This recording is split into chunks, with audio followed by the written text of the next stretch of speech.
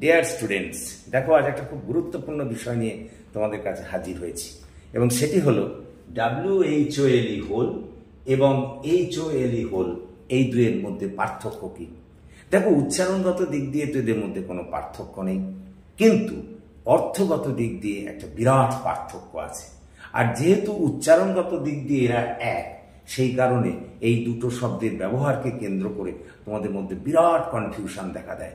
তোমরা কি করবে বুঝে উঠতে পারো না, কিন্তু আজকের পর থেকে আর এই সমস্যা থাকবে না।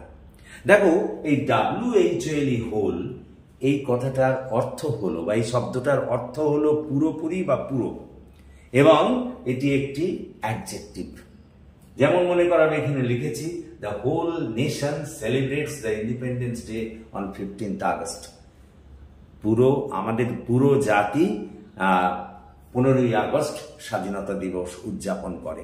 তাহলে এখানে হোল শব্দটা পুরো বা সমগ্র অর্থে ব্যবহৃত হয়েছে, অর্থাৎ অ্যাডজেক্টিভ অর্থে ব্যবহৃত হয়েছে। আর পরে HOLE হোল, হোল মানে হচ্ছে গর্ত। দেখো, এটা কিন্তু একটা নাউন।